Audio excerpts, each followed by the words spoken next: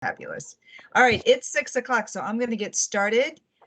Good evening, everybody, and I do hope this is the last time I need to read this script. So here we go. To conduct this meeting holistically, electronically, and to effectuate both the emergency procedures authorized by FOIA and the emergency ordinance, the Fairfax County Athletic Council needs to make certain findings and determination for the record. It's a bit cumbersome. So, first, because each member of the Fairfax County Athletic Council is participating in this meeting from a separate location, we must verify that a quorum of members are participating and that each member's voice is clear, audible, and an appropriate volume for all other members. Accordingly, I'm going to conduct a roll call and ask each member participating in this meeting to state your name and the location of which you're participating. I ask that each of you pay close attention to ensure that you can hear each of your colleagues. Following this roll call, we will vote to establish that every member can hear every other member. Jason, ready? Yep. Good evening, everybody. Braddock District, Marcia Pape Daniels. Good evening, everyone. This is Marcia Pape. I am participating from my office in the Braddock District. Thanks, Marcia. Braddock alternate, Marco Mira. This is Marco Mira, University Mall Theaters. Happy to be here. Thanks, Mark. Dranesville District, Greg Beckwith.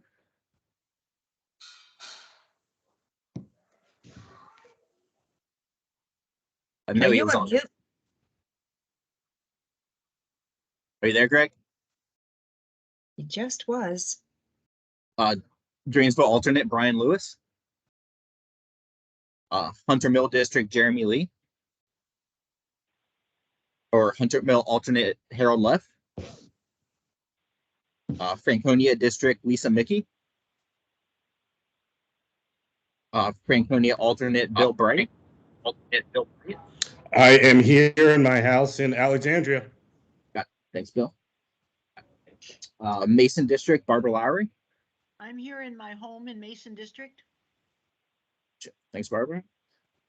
Mount Vernon District, Lester Munson. Or alternate, Bob Kirk. Providence alternate, Kelly Ego Asawala. Springfield District, Mike Thompson. Or alternate, Mark Heilbrun. Oh, is that Mike on right there? Yeah, Mike just joined. Gotcha. Thanks, Mike. Sully District, Gary Flather. Gary Flather here from my daughter's house in Chantilly. Scary. Sully alternate, Mark Abbott. Diversity at large, Mark Fernandez. Or alternate, Eric Sohn. Member at large, Catherine Quinn. Hi, everybody. It's Catherine. I'm here from my home office in Reston. Thanks, Catherine. Member at large, Anne-Marie Swope. Hi, I'm here driving in my car on the way to volleyball practice at Great Falls. Thanks, Anne-Marie. Town of Clifton, Jeff Stein. Town of Herndon, Roland Taylor. This is Roland Taylor from my home in Herndon, Virginia.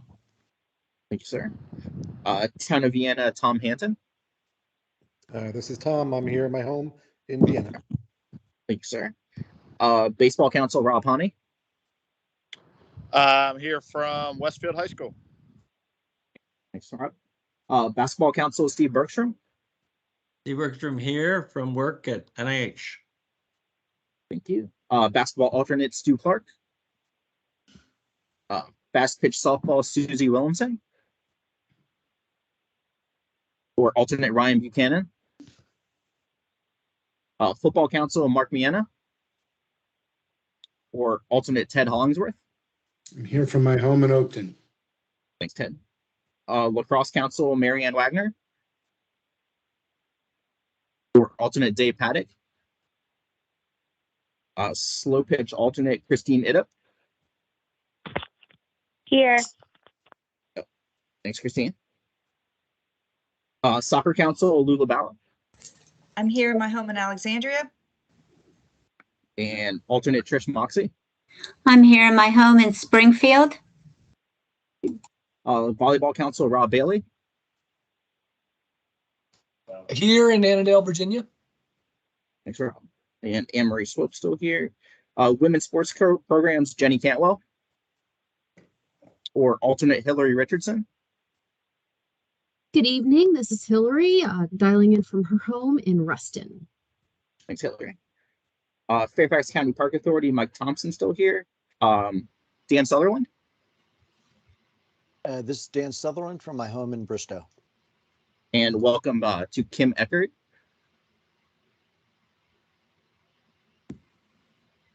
Oh, you're on mute, Kim. Thank you all. My name is Kim Eckert. I'm the Division Director for Park Operations, representing the Park Authority from here on out after tonight.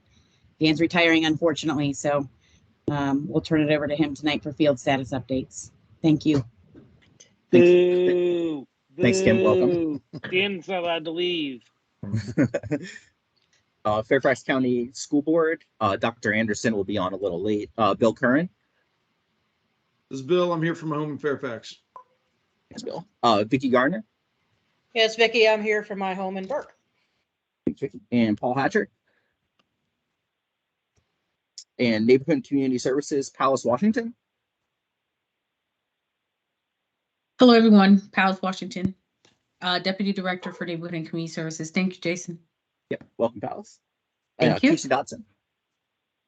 Good evening, Keisha Dotson from my home in Centerville. And Mark Martino. I am here from my home. That's it, Lula. Very good. Thank you so much. So. Oh, and I got Harold. Harold just raised his hand. You there, Harold? I'm here. I had my microphone off earlier. I didn't know if you heard me. Yep. Got you now. Thanks, Harold. Very good. Thank you. Okay, with that said, I'm passing this virtual gavel over to Gary so that I may be heard to make the requisite motion. I move that each member's voice may be adequately heard by each other member of the Fairfax County Athletic Council. Is there a second? Second by Marcia. Any objections? Motion carries. Second, having established that each member's voice may be heard by every other member, we must next establish the nature of the emergency that compels these emergency procedures. The fact that we are meeting electronically, what type of electronic communication is being used, and how we have arranged the public access for this meeting.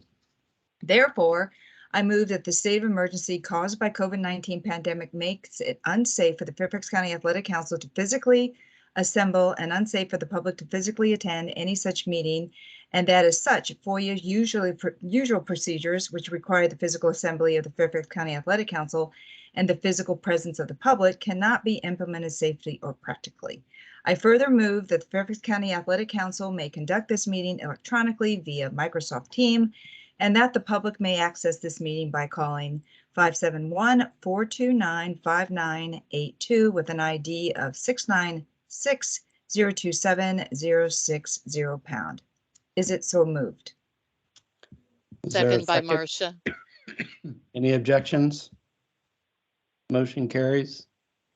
And finally, it is next required that all the matters addressed on today's agenda must address the emergency itself, as necessary for continuing the Fairfax County government and the statutory requirement, or necessary to continue operations and the discharge of the Fairfax County Athletic Council lawful purposes, duties, and responsibilities. Is it so moved? And another Second. Okay.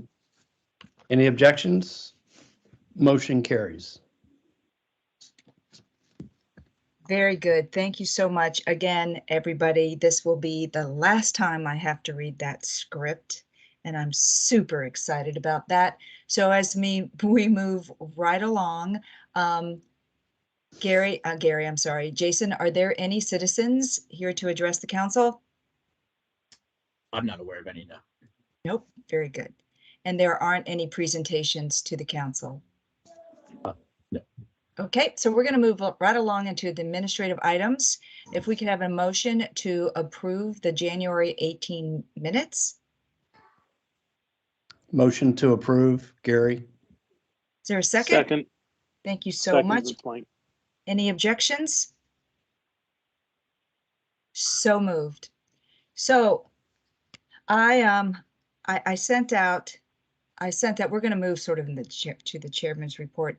I sent out 3 policies, or Jason sent them out for me. Thank you, Jason, for sending them. I'm going to ask that you review those policies. But before we continue, just want to let you know that the county attorneys have created a standardized set of bylaws for all BACs. So all the BACs must adopt these new set of bylaws, and I sent you those bylaws. Those bylaws, or our bylaws, have been tweaked just a bit to meet our council needs.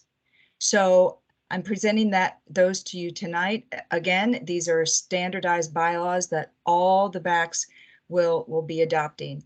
Then I also sent you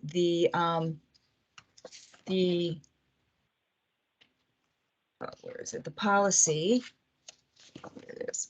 I sent you the Fairfax County Athletic Council policy for all virtual meetings. Even though we discussed this in the past, at the January meeting, I believe, the Fairfax County attorneys have created a standardized policy. So I'd like for you to review that as well. The other document that I sent out was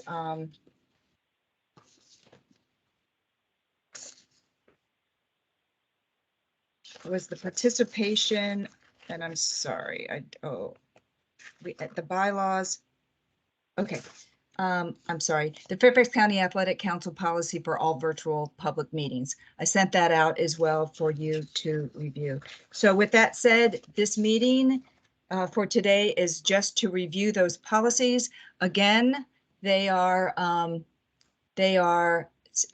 standard and adopted, but approved by the county attorneys. So I have somebody's hand raised. Is that Mike? Yeah. Thompson? Yes, ma'am. Yes. Okay, so just curiosity and not to make the world more complicated. Do we need to, have we talked to the county attorney, and are we prepared to go to all of our sport specific councils who all have bylaws and who all answer to us and not to the Board of Supervisors? If they're trying to standardize bylaws, have we raised that issue to the county attorney? And are we ready to go meet with them? I mean, last time Mark and I, we had to go meet with like 7, I had to go to all these meetings of all these councils to talk about why they had to make the changes and everything. Do we have that? Do we have to go through that again? Actually, that was discussed in great detail and great length, but I think Keisha, do you want to speak to that since you were part of that meeting? Sure. Hi, Mike. We will likely have to revisit that. We have not done that yet with the county attorney. The model bylaws that they have passed, all of the BACs are going to be doing it. So this is kind of the first iteration where we've met with the county attorney to include the virtual option as well as the remote participation only on that. So I think that's going to be the next wave, because there would be an opportunity for you all to review the bylaws in its entirety next. So this was just kind of that first part, but for the subsequent groups, absolutely. Okay, I just didn't want to lose track of those and find out 4 years later we forgot to do something we needed to do. Yeah, well, thank you for that. Yes, thank you so much. So here's the timeline, guys. The timeline is February at this meeting, presenting the bylaws and the new policies. Then in March, based on our current bylaws, that's where we will take a vote officially to adopt the bylaws as a whole, and as well as the 2 policies. That has to be done officially and in writing and in our minutes. And then April, I'm sorry, the county attorney, in April, they should have been able to go to the Board of Supervisors, because the Board of Supervisors have to give it its final blessings. They have to approve. But unfortunately, at this point in time, the docket, as I call it, for April for the Board of Supervisor is filled. So we have to wait until May, and we're going to get on the Board of Supervisors agenda. I'm sorry, I take that back. March agenda is full, yes.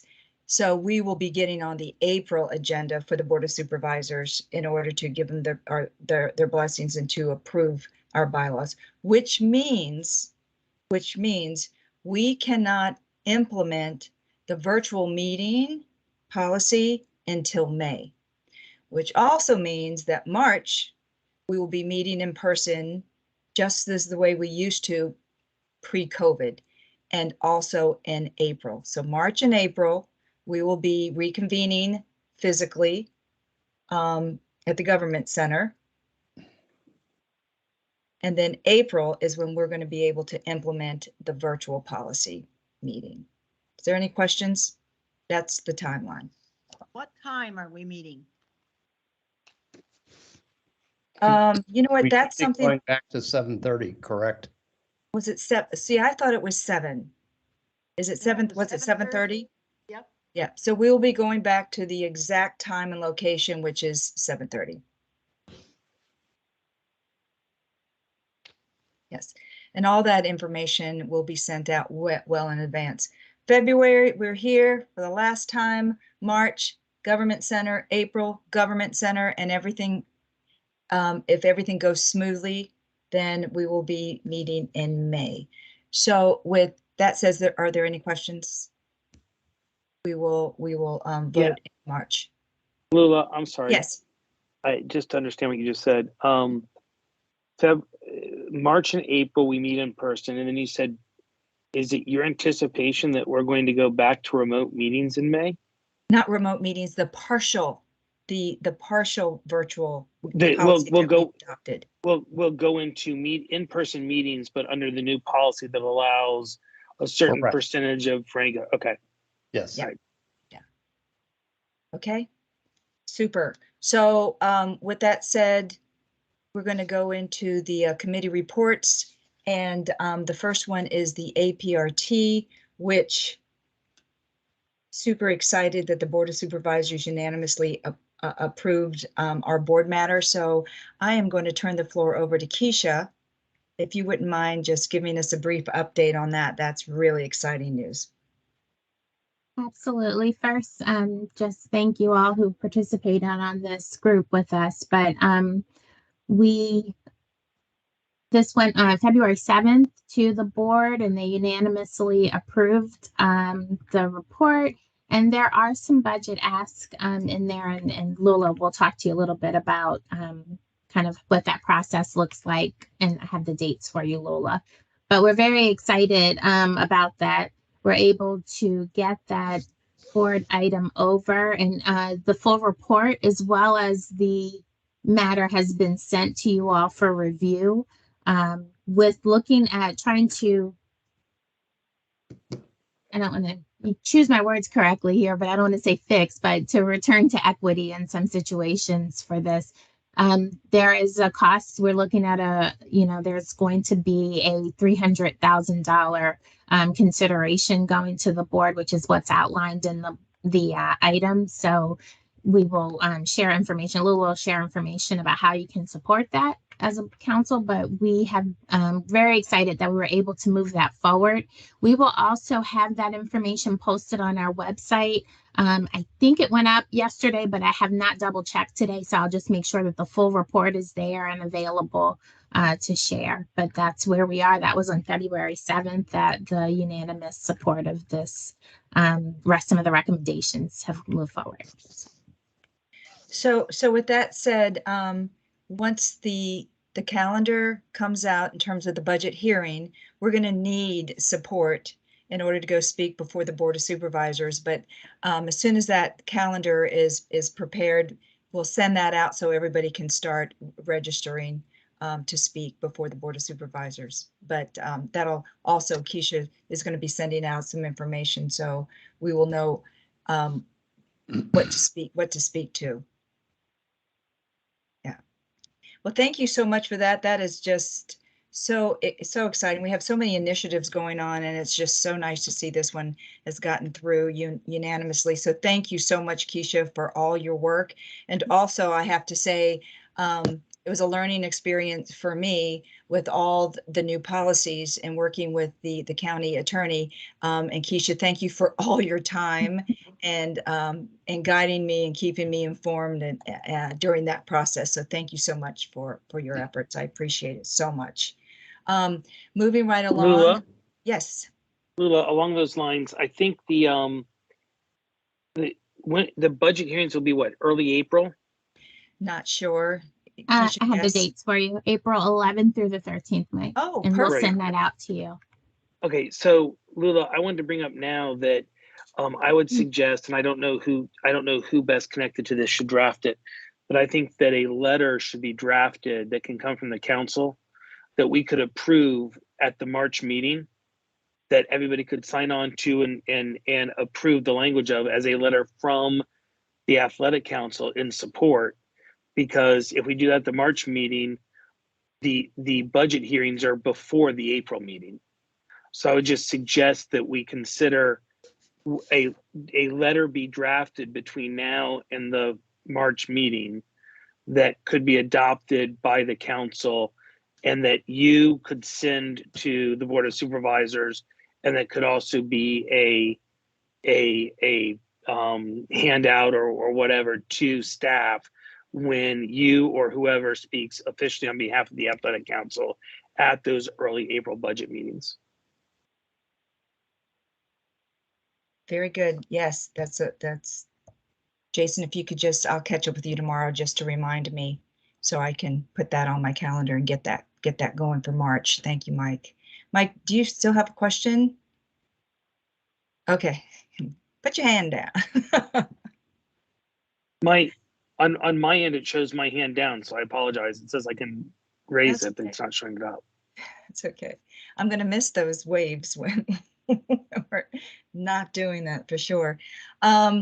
Gary Flather, communication with the Fairfax County Partners. Yes, ongoing subcommittee meeting. We made some progress here in the last month. Since we last met, we redrafted the letter for the to go to the board of the to the school board. Lula and I met with a couple of people, including Dr. Riccardi Anderson. She was on board with the letter. She understands what's going on. We referenced Megan McLaughlin's support, and she was going to reach out if she had questions on that. Lloyd Tucker has reviewed the letter. He has approved the letter, and he has agreed that it can be sent. Basically, the letter is, for the most part, is intact with what we did before, but we added, based on some conversation last month, I think Rob Honey might have brought it up about creating an MOU and requesting the school board consider an MOU that would be specific to what exactly transpires after permits are issued and schools come up with a late cancellation that doesn't have anything to do with emergencies. That's one step. We still think there are a lot of other things that want to go into the MOU, but we wanted to jump on that and try to get that started. We have all agreed that the level of concern here, and we have shared that with Vicki and Paul, is that the level of concern is for the school cancellations is resident in the fact that the schools are not being held accountable to do what the FCPS policies or procedures dictate, which is to put these blackouts and cancellations into the system the way they're supposed to. And we feel that it's now at a school board level, it's above what Vicki and Paul can do. They've endorsed that as well. So I think we've rounded the horn here to the next step. hopefully something gets done, because I know I'm already, I know from my own personal life in the SYA world, I'm looking, it looks like I may have to cancel my track program again because I can't get space. Basketball program has been, I get cancellation after cancellation, and I know you all in the other magisterial districts are, you know, experiencing these type issues as well. It's a big problem, and I love the fact that Bill Kern has kept us updated on this middle school program, but I got to tell you, I for one find it very difficult to believe that if we can't find coaches at the high school level, I'm finding it very difficult to believe that we're going to find coaches to start a middle school program. And my fear is at some point in time, you know, it's going to go away. That's just my fear. I've been doing this for a long time. I'm not going to be here in time to see changes happen, I don't think, but it's changes need to happen, and we need to go to the top and get it fed down. With that said, I did request that the letter be given to the athletic council members so they can have a copy of it before it's sent. My plan is to have Lula sign it and have it sent by the end of this month. And I believe, I know Karen's not on. Keisha, you may know, I believe that Lloyd was going to hand deliver it to the chairman of the school board, is the way I understood it. If I'm incorrect, you can correct me. I believe he volunteered. I think, Rob, you're whistling in the. Rob, you need to mute yourself. He wants to talk. He's got his finger up. Go ahead, Rob. Sorry, the wind here. It's a little windy. Sorry, I will mute myself right after this. Gary, Okay. Thanks. I couldn't find the hand holder on my phone, or the hand raiser. Sorry. Just to add to the MOU stuff that Gary was talking about, it's really about, you know, the people on this call and the staff members of FCPS and community use. And, you know, we may not be still here in 5, hopefully we're still here, but we may not be on the athletic council in 5 years, 10 years, 15 years. And the turnover with league presidents and DSAs and activities offices and everything else is, the concept is to put something on paper that can live far beyond our years of serving the community. So I just wanted to add that. Gary and Lula, great job. And Vicky and Paul. Yes, absolutely. Well said, Rob. Appreciate that add on there. That's very well said. So that is the goal here. We'll get the draft. Well, it's not a draft now. It's a final copy out, and get Lula or Jason to send it out to the committee or the council members. And then we'll send it, and hopefully we can get some meetings started from that process. And a shout out to Dan Sutherland. I didn't know you were retiring, my friend. That's well done, and I'm excited for you. Thank you, Gary. I appreciate that. Any questions on the letter going to the school board on behalf of the subcommittee? All right, Lula, back to you.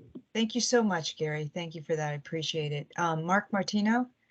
The next item is Steve McLaughlin's Fairfax County Champions of Character. Yes, just, you know, everybody knows the date. Hopefully October 17th, there will be a save the date that will be going out probably either tomorrow or Friday. So everybody will get that save the date. Please use that save the date as a reminder to get to your groups and get applicants in.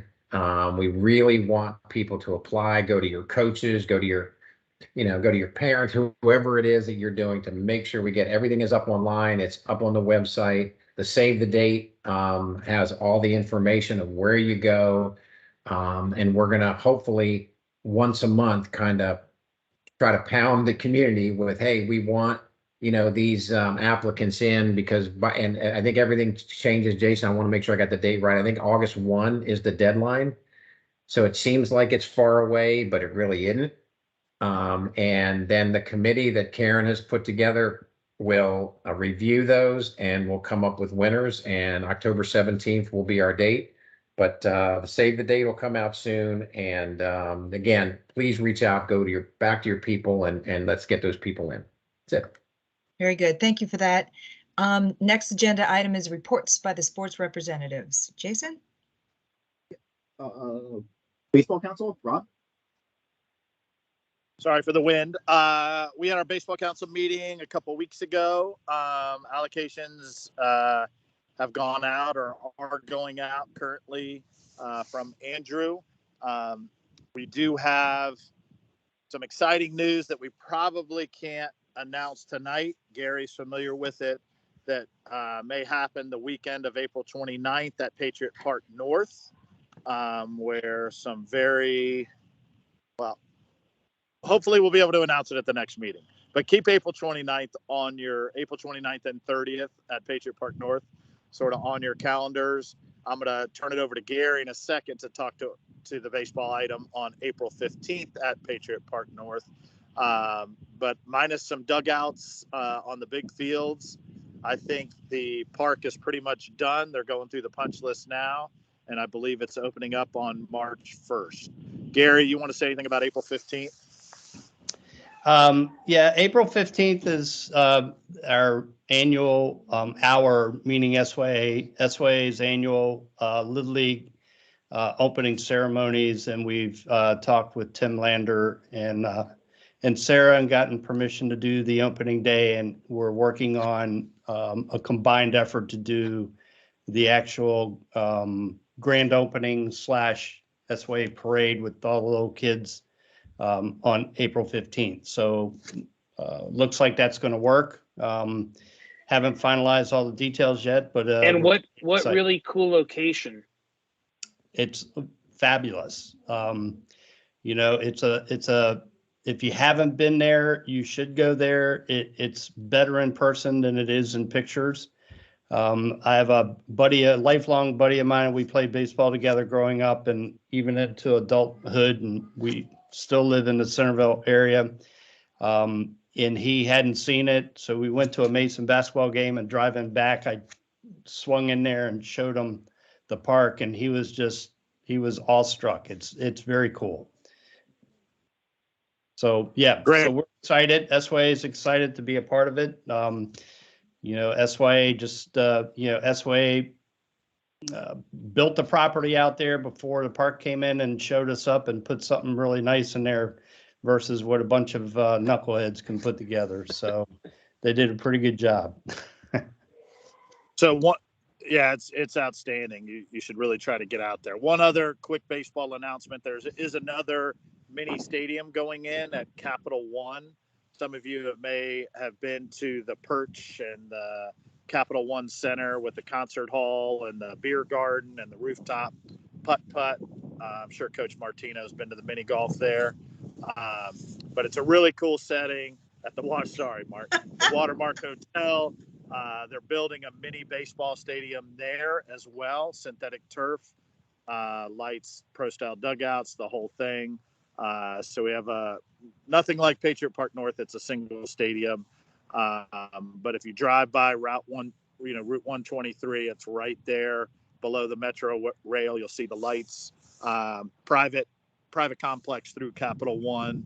And it's not even a proffer. They're doing it out of the kindness of their heart. So very cool. Just wanted to announce that as well. That's it for baseball. Well, thank you, Rob. I have to say, see my face.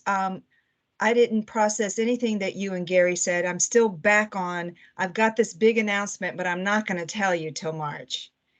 I'm sorry. The contract isn't signed, but there's this professional baseball league that has 3 letters that may be doing something really cool April 29th and 30th at Patriot Park North. Is that good enough?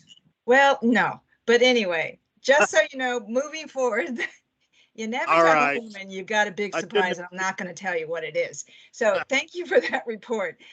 Sorry. Jason, next. Basketball Council, Steve?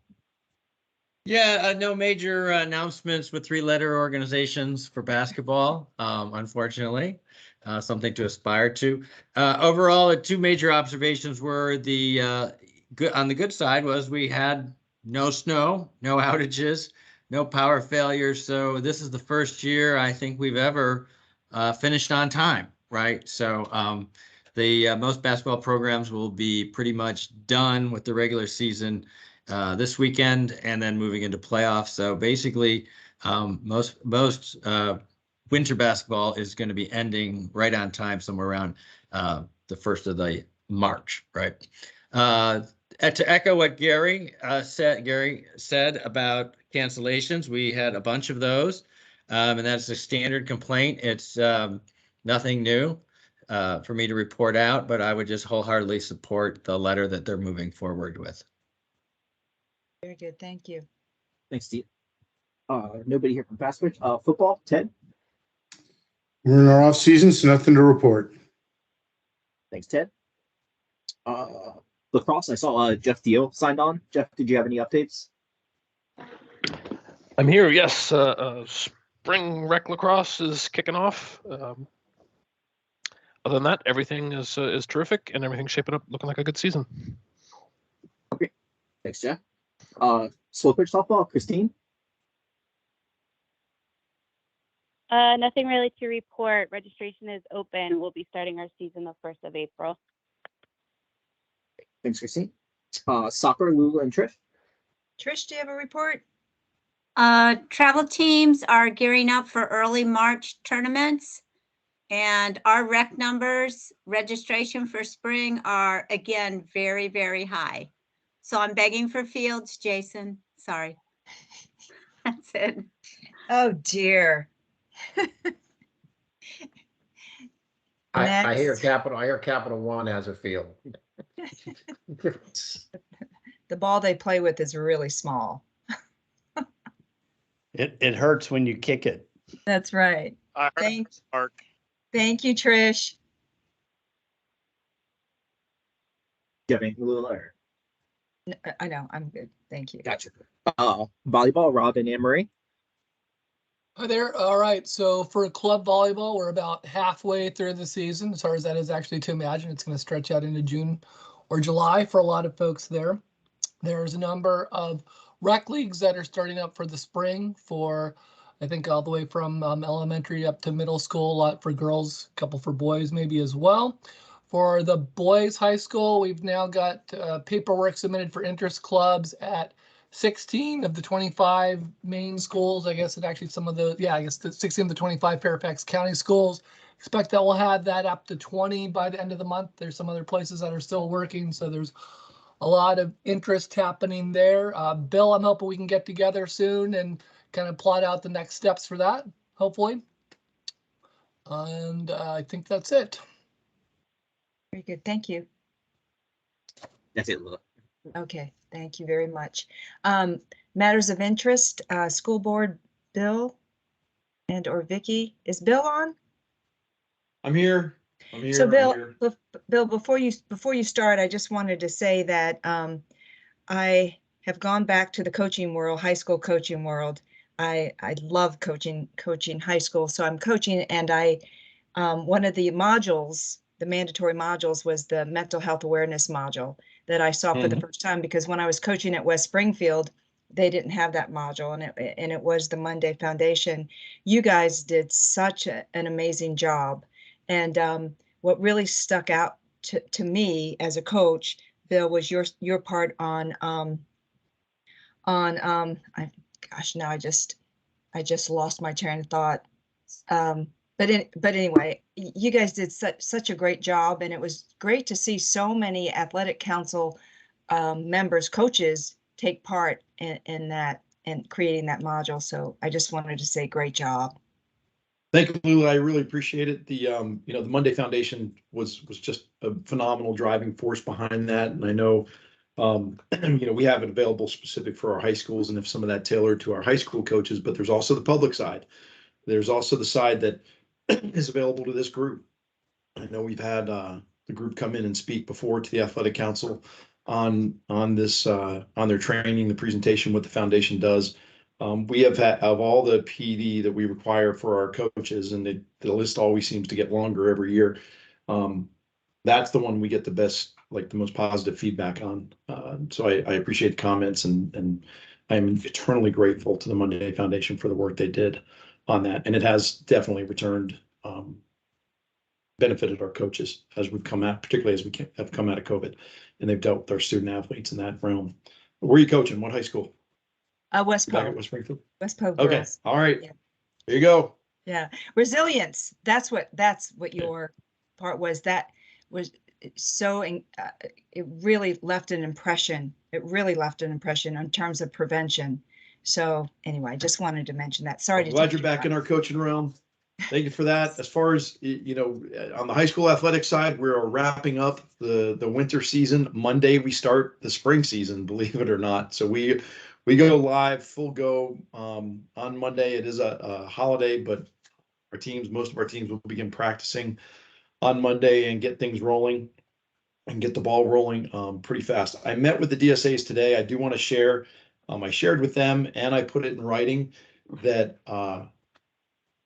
as regarding their green days, there will be no permit cancellations for green days as permits have gone out. If you experience them, either let Mark or let me know, because I can't address it if I don't know, and I won't know. I did tell them, if you call a user group and say, hey, I got something going, that's one thing if they work it out with you, because we want those communications. But they will, I told them there will all be rejected. And you can hear me in this meeting. Mark is here. He can share it with Lori and the rest of the scheduling staff. We will reject, and Vicky can hear it too. They were put on notice today. They will be rejected for any green days. Now, that said, there's always the inclement weather issue that we deal with in the spring. And the group is very understanding of the fact that if we get inclement weather once we start spring practices, we do have to come indoors, and that will result in cancellations. I told them to make sure they're very clear as to why, so that you understand everybody's got a good communication track. And if they really want to build better relationships, they pick up the phone and they call. And they make phone calls, especially when they know the primary user groups and who's there. They may not know the individual teams coming in, but they're definitely going to know this group, and they can pick up the phone and make the phone calls and make it all work. Mr. Martino. Bill, just making sure if green days are already on the calendar, if they're already on the calendar before we've issued permits, they stand as is. It's the ones that are trying to come back now and trying to do them, whether it's green days in the gym or green days on the fields and things like that. Is that accurate?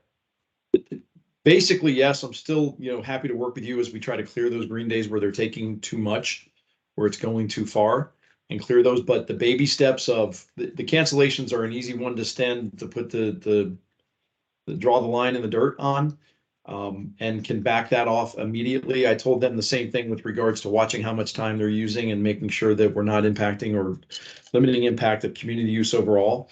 On the regular ones, and if they have the permits or they have the use blocked prior to the permits going out.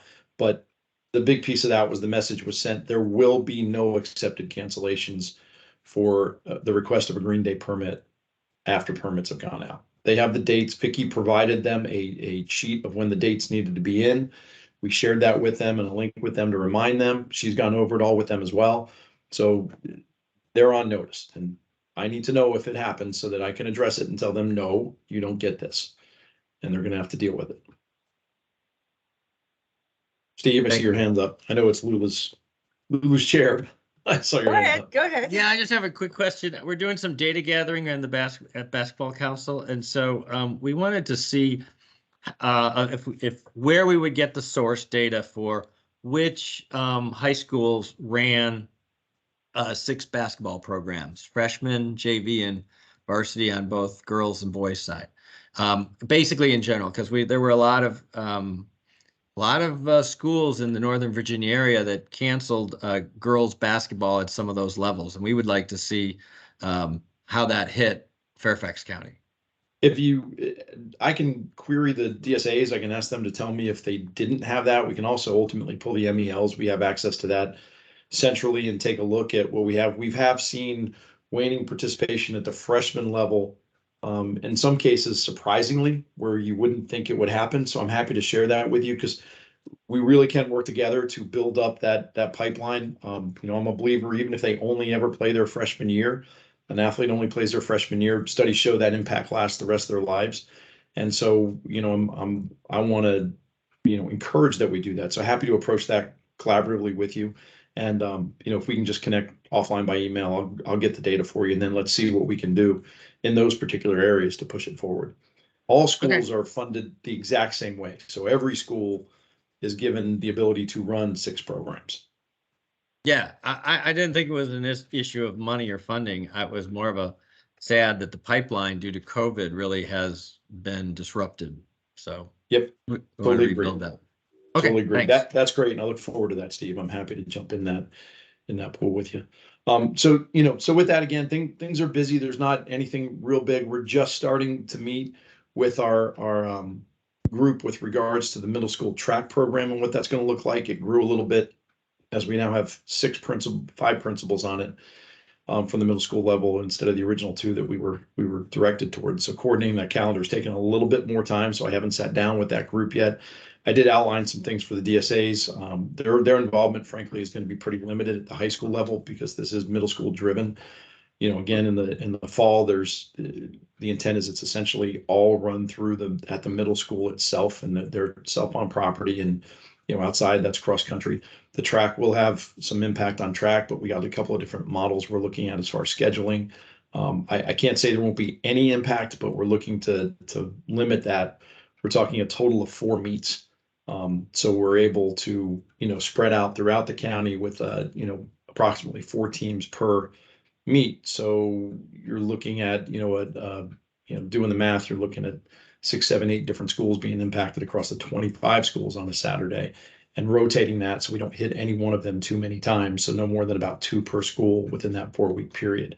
But all that is still very much up in the air. I got to get some bigger brains involved and some of our track experts involved to monitor to work that out.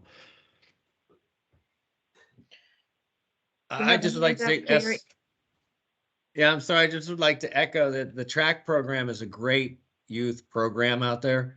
I know that Gary does a great job out in his area, and I know Fairfax Police Youth Club does a great one. We've actually had in this area over the last 5-6 years kids that are setting world records in track, right?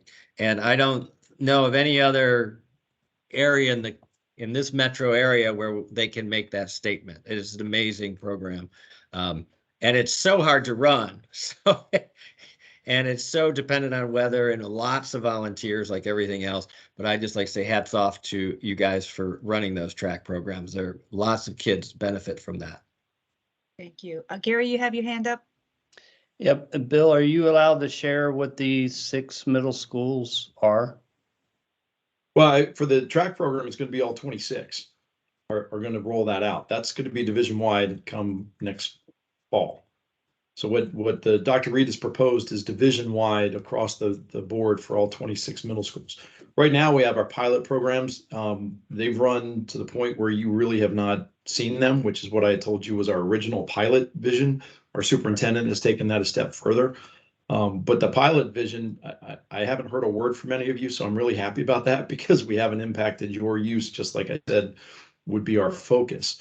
And our pilot program is still running. It's varied between the schools, and I don't have the list in front of me because I know each season it varies just a little bit, but they run during the middle school after school time, and they're basically budget neutral.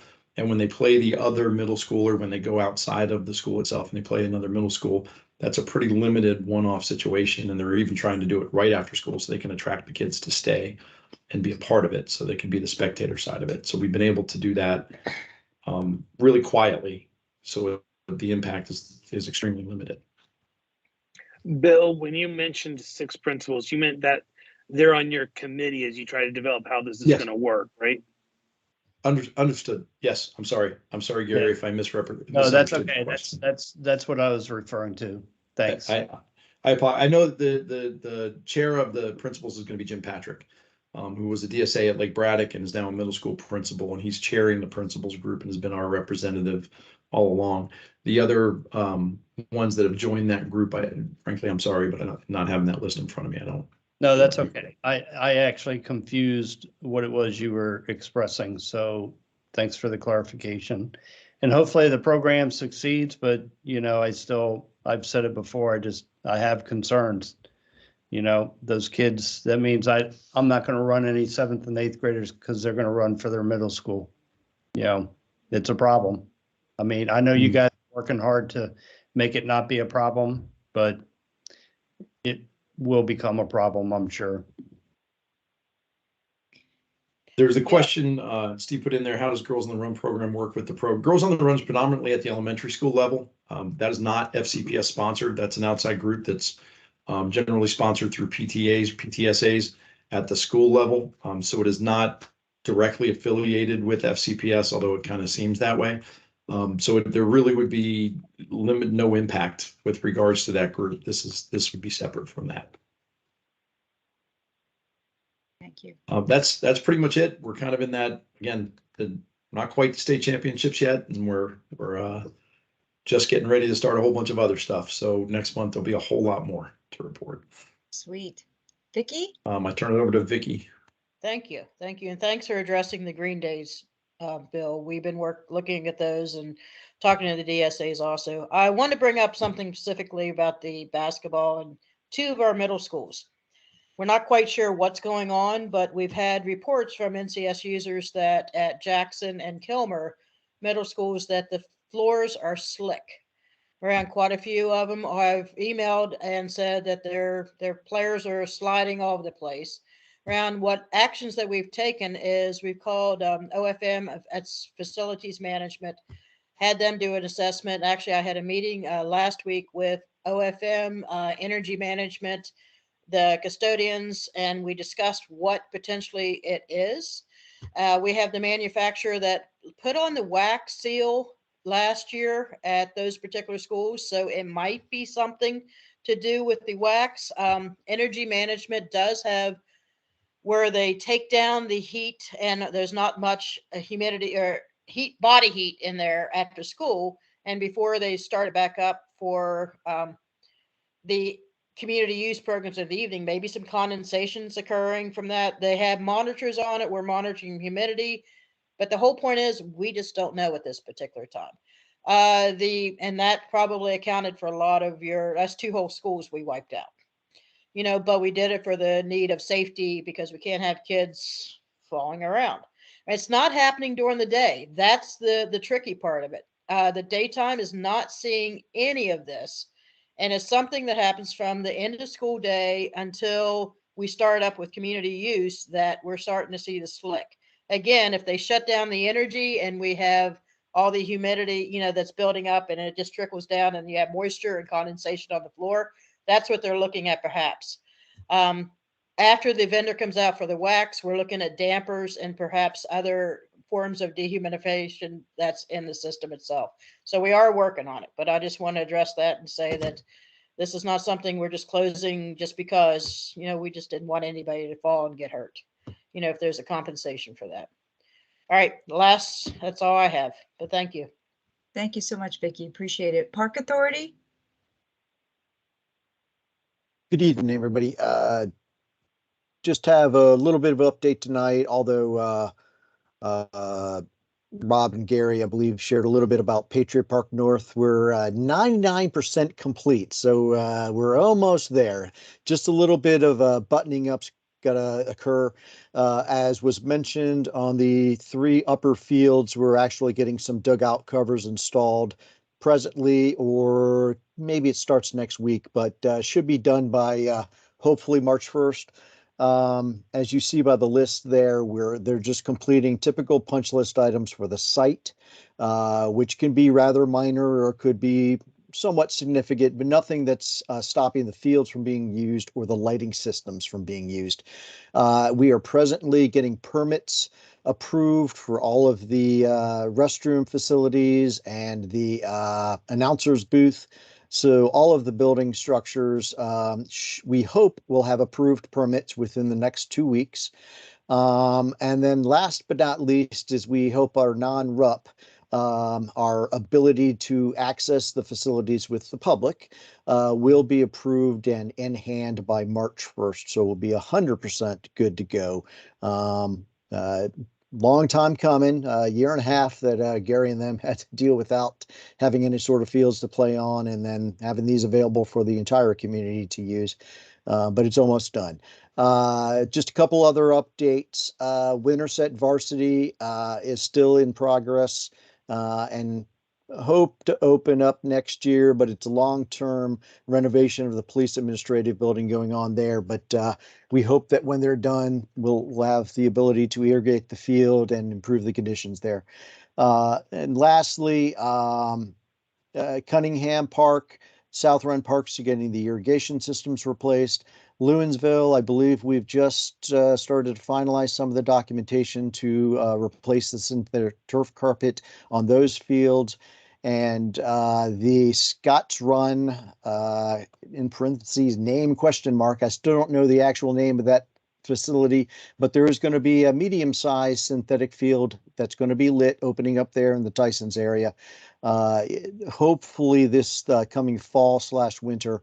We're finalizing some of the plans right now, so I hope to see those construction starting soon on that. And then I don't anticipate any significant projects going on in the near future that are being added to the list, but I know we're going to be trying to do some upgrading of some service boxes for a lot of the lighting, electricity boxes and stuff like that are really old around the fields, and projects like that. Otherwise, I think that's the only update that we have today. And let us know if there's any questions. Are there any questions? Yeah, over the last few years, there's been a bunch of bond initiatives that fund, like for Wakefield, I remember voting on.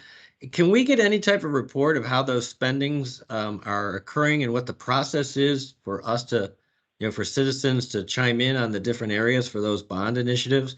Like, I haven't heard anything about Wakefield, and I'm surprised at that because it was given a substantial bond, chunk, as I recall. Is there any update on that or where we are in that process? Mike might know. Yeah, he might. I will just say in general, Steve, yeah, you're correct. Let's just say we pass $100 million bond. The unfortunate part, as most of you all may be aware, is that money gets released to us in smaller chunks.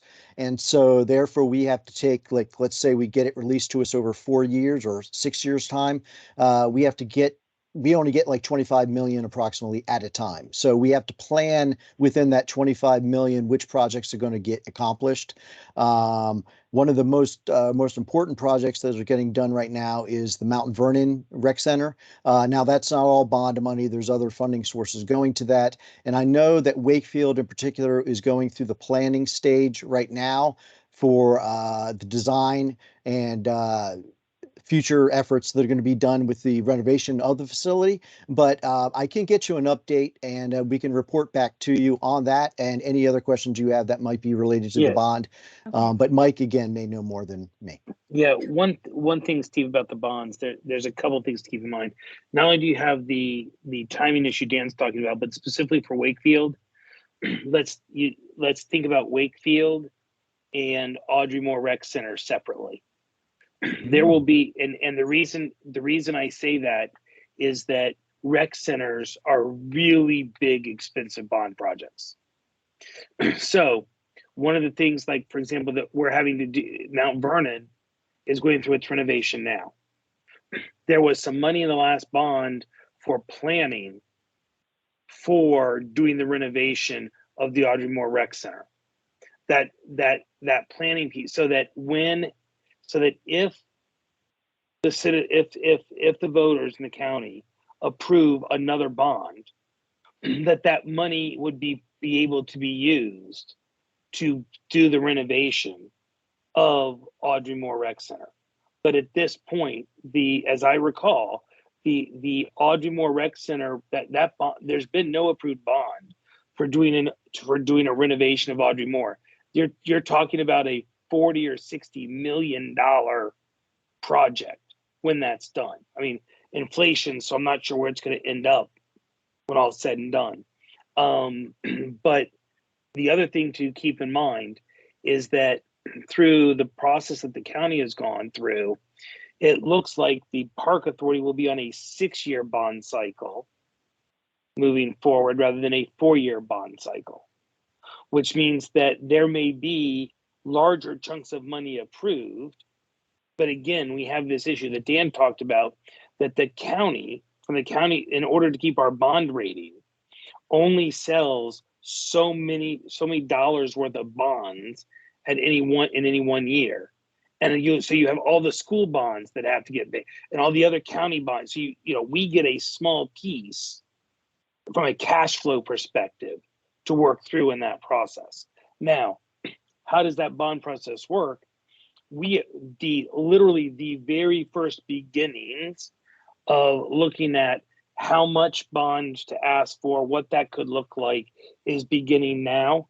But that process will not be even voted on. I don't think the Park Authority Board's even going to vote on that for, I think, 2 years before we then vote on what would go in that bond. And to note for the record, I believe that the way the bond is set up, it says X% for renovation, X% for what other kind of projects, but then mentions examples, but doesn't bind us to specific projects. There was some issues with bonds in like the early 80s or something that caused some rework from the county attorney of how to specifically approach it all. But the Audrey Moore Rec Center piece, planning is going on now, and the next bond will include, in theory, and it's going to have to go through the board process, and the Board of Supervisors will give feedback, and the public will give feedback and all that. But in theory, could have a large chunk of money for doing the renovation of the Audrey Moore Rec Center. Well, that's great. You know what, Thanks for the Steve, I'm so sorry, Steve. I'm sorry. I'm going to cut you off because we need to move on. I would say that if you'd like, perhaps Park Authority can put this on the agenda to report on at our next board meeting. Would that be okay? Well, or you can get Lula, what I would suggest, and Steve, you can reach out to the Park Authority. We have public meetings. We don't have to take. I mean, the Athletic Council has a million other things to deal with. Yes, we have public meetings where this has been addressed on multiple occasions. In fact, in one of the last 2 or 3 board meetings, this was actually discussed. I think in a board meeting at a minimum, was it a committee meeting, and those are recorded and out there as well for the way they've been done virtually. Okay. Lula, other stuff on the Park Authority side, I would just pause and thank Dan. Dan has been a tireless worker for the stuff that the athletic community has dealt with. He has dealt with lots of issues that I don't think he ever expected. I don't think any of us ever expected to deal with COVID and all those kinds of things. But Dan, I just want to thank you for everything that you've done for the Athletic Council and frankly, more importantly, for the community and for all the kids and all the adults, but especially the kids who go out there and play so much. So thank you very much for all you've done. Yes, appreciate absolutely. On behalf of the entire council, thank you so much, Dan. Dan, you and I You're go welcome. back way back. Yeah, many of us do. Richard. Yeah. Yeah, exactly. Yes, Richard. Yes, for sure. Richard. Yeah. So thank you again. We thank you for that. And that's definitely on the behalf of all the council members. So with that said, Lula, I think Rob Honey still has a hand up. I do. Just a real quick, Mike stole my thunder, even though my hand was up, because I wanted to be the second to congratulate Dan. Mike, I'm kidding. Dan, there's not too many employees who have made a bigger difference in our county over the last however many years you've been doing it. I know you've been around since I've been around, and I know so much of your work is behind the scenes and maybe not appreciated by all, but it's certainly appreciated by the people who know what you've done for our county and our kids. So I just wanted to reiterate that and pile on. Great work, great career. Should be very proud. Thank you for everything. I appreciate that. Thank you, Rob. Thank you very much. So I know I'm just continue thinking about how we first met Manchester Lakes so many years ago with all those walk-ons. So moving right along, neighborhood and community service, Mark or Keisha? Before I saw Dr. Anderson had signed on, I just wanted to go to her and see if she had any updates for tonight. Oh, well, welcome. Thank you. I am sorry. I'm literally doing triple duty tonight. I have you guys and I also have Ace, and I had some things to do earlier. I'm very glad to finally be with you all for this meeting. I think I'm hearing that somebody is leaving, so hopefully I get a chance to catch up on that as I listen a little bit more. But I wanted to get to some things that were specifically to the concerns that have been raised to me, I think in the first meeting, and then in a meeting that I had just a couple of weeks ago with Mr. Tucker and some others. The data that you all had been talking about was provided to me in terms of the cancellations that occurred throughout the fall and the winter. I'm still calling that data, and I want to say thank you for getting that to me on Monday, but I've begun to have conversations with staff about it. Today, I had a discussion with the deputy superintendent about the data, which I will be sharing with her, but I just want to get together some sort of cover sheet with some information so that it's easy for her to refer to. I do expect to also raise it with the superintendent tomorrow morning during our conversation. And just look at it very quickly. It just seems to not yet be understood by Dr. Ivy, the deputy superintendent. How come there's some events that should be on a school's calendar that are coming up with less than 2-3 days notice, you know, things like concerts, etc. I don't need to belabor the point because you all know what those are. And so some of the conversations with her centered around, one, what are schools putting together in their master schedule at the beginning of the year? Because I think it may not be as robust as it needs to be. And two, how can we ensure that there's regular communication also from FCPS staff to be reminding principals to be mindful of ensuring that they have all of their events squared away so you don't have the last minute scramble. Obviously, weather-related impacts are what they are, and there's nothing that we can do about that. But the things that are not, there's opportunity there. There was also great interest, and that's another piece of the data that I want to cull before I send it to her in terms of how many, obviously many schools are represented, but who are the frequent flyers? So I want to get some numbers, like school X has had 20, cancellations, and none of them have been weather related. I am not going to add that because none of us can help it. So I'm feeling hopeful in terms of putting this data in front of a number of different audiences. The other thing that we spent a significant amount of time talking about is the middle school programming that we are expected to have for next year for middle school sports.